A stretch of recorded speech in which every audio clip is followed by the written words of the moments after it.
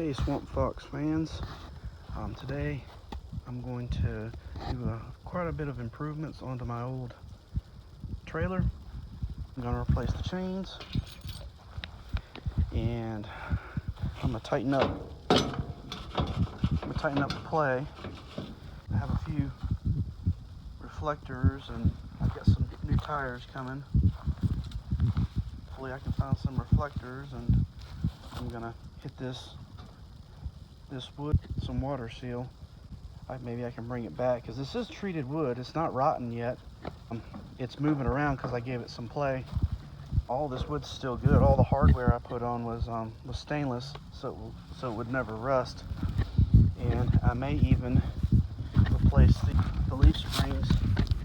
The leaf springs on them are pretty old. They're not broken, but we'll see. I'll get this cleaned up. I doubt I'll repaint it, but if I'm going to do some motorcycle videos, I'll definitely need to square my old trailer away. As you can see, my old trailer has seen better days. I don't plan on doing a full restore on it, but if you can't necessarily hear it if your trailer is not in the air or your wheels are off the ground, but as you can easily hear, I'm not even going to try to repack these bearings. I'm just going to replace them. I already have new springs, even though these are 3-leaf springs. The ones from Harbor Freight can actually hold more weight, and I'm actually upgrading the tires as well with some tires that will hold more weight for my trailer. Oh, and something else, whenever you're replacing your leaf springs and your lug nuts, replace the hardware. I've seen people reuse the U-bolts and the nuts and all this hardware. Replace it. It's not worth, believe it or not, you're thinking about the other drivers on the road, because your trailer is behind you, and yes, a trailer can make you have an accident, but if the axle comes out from underneath it and kills someone else, not just you, it's the other people on the highway as far as safety. And really, to do this work, you don't need very many tools. You need a screwdriver to get the dust cap off. You need something for the lug nuts. You need to get the castle nut off. I've got a big crescent wrench right here, a pair of pliers, and a screwdriver, and even a tiny hammer to get the dust cap off. So there's no reason that you can't do this yourself. It doesn't take a lot of tools. I'm not done on this side. I haven't gotten to the bearings, but as you can tell, I've put new lug nuts on. I'm gonna pull this hub off later, but I replaced the leaf spring underneath, and I put brand new hardware on it along with the new leaf spring. It's spend the extra money. Yes, this project parts cost me a little under $300. I also had to buy a new reflector in the back and signal. But taking an old rescue trailer like this and putting it back on the road, you're talking about $1,500 to on up. And also, after I put the new leaf spring on it, I went up a whole inch in gap with my tire. I'm also going to replace these chains as well. You want your chains to look like this. You want them to be nice and new and shiny, and you don't want them to have any chance of breaking. I talked about liability. If your trailer comes off, hits someone and kills them, I'm gonna go to jail.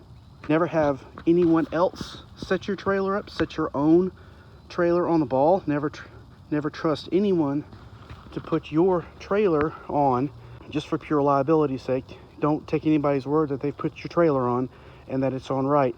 You need to know how to properly put a trailer on, and you need to double check and make sure that it's the right size ball, the right size hitch.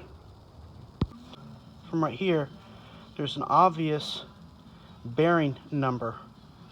So yes, you can go and get trailer packs with bearings in it, but, and this is a national bearing. Here's the other bearing. It's probably a little bit harder to see, the numbers. But if you can get the numbers off of the bearings and get the correct race size for the inside, and you can get good like Timken bearings, bearings that are made in Germany. There's a place called Bearing Distributors. They should be able to find you name brand quality bearings. If they can't and they're not available, then they're not available. But use high quality grease. Back in the day, this used to be called Big Red when I worked at Napa. But this red and tacky grease is the only grease I use on everything. Bearings, bushings. I really like this stuff.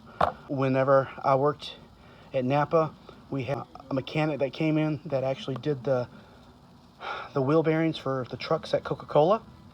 And he said that they were coming in at least once every 6 months to get new wheel bearings. After he switched to, it was called Big Red at the time. He switched to this stuff, this red and tacky. The trucks never came back in anymore. Not to say that the wheel bearings won't ever wear out again, but that's what he did, and really good grease. The inside, right in here, the race has marks. That means the race is bad. I'm not even going to take a chance on the other side. I'm going to buy 2 sets of bearings, 2 sets of seals, if it comes with seals, and be done with it. Never assume that just because a bearing's numbers may look similar, like on these, like I'm fairly certain that these are the same. I took these off the back side, I know, because I had to beat the bearing off to get it, but these are both National, and the last number is 49, as you can tell on here, but I'm not 100% sure. So the best thing to do if you're not sure, check out the inside diameter,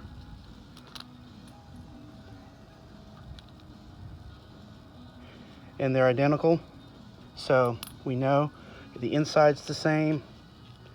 You take the outside diameter. These are tapered, but let's see here, 44.75. This is just from where the keepers are, 44.40. So we know these are the same bearings.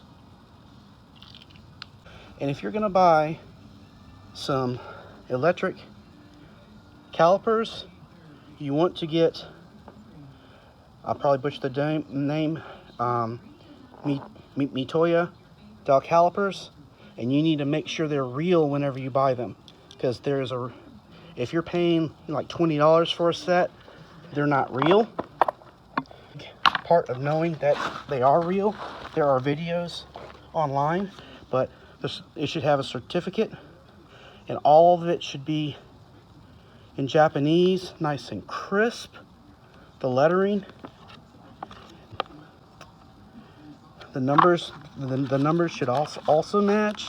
As you can tell, it's nice, and I stapled everything together to make sure, but it has all of the specs on it. Everything is crisp. You can find a good deal. I'll try to find a good deal and these are made in Japan.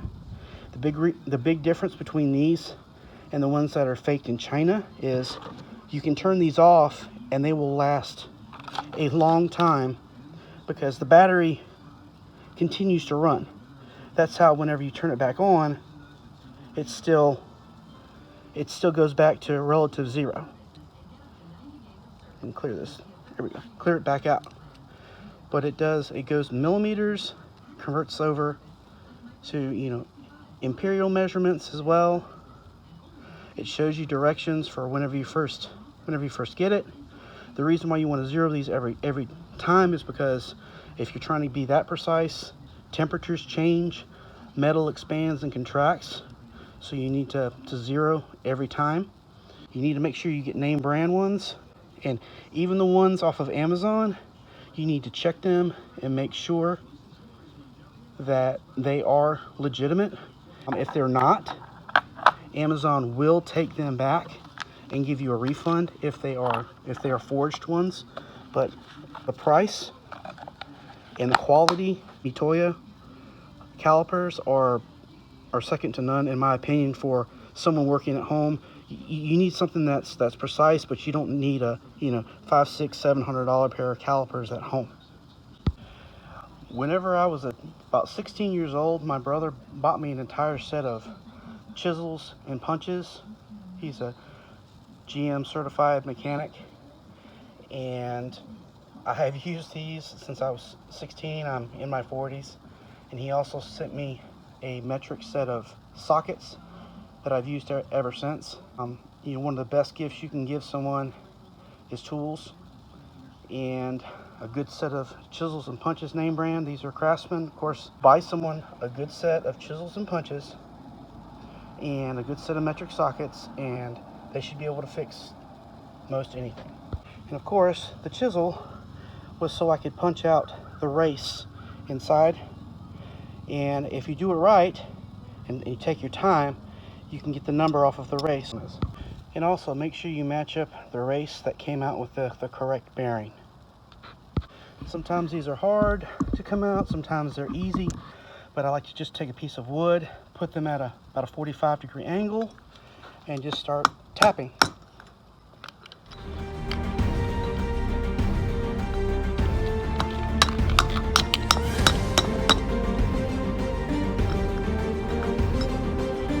Because yes, I do have a press, but not everybody has a press. A lot of folks have to do this at home. You shouldn't have to put too much pressure on it.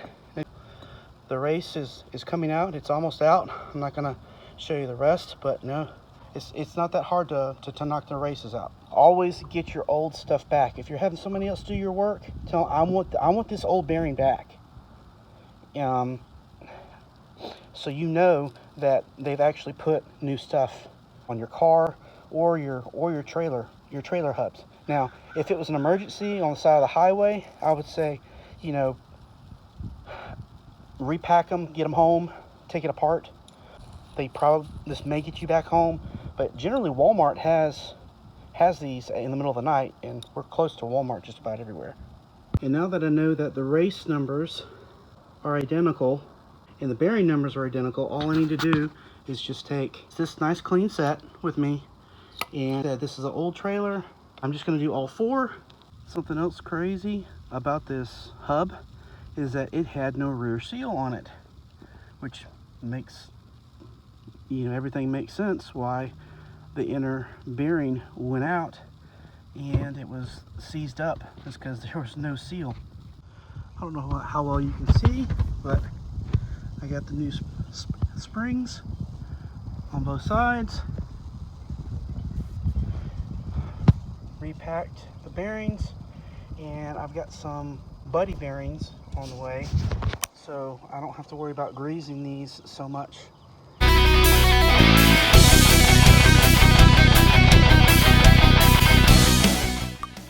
you everyone for watching, and thank you for those who have joined and subscribed to the Swamp Fox family. If you can give me a thumbs up, comment in the description, I'd really appreciate it. Please look for the links in the description. Become a Patreon member if you want to support the channel. And remember, family and bills come first, always. See you guys next time.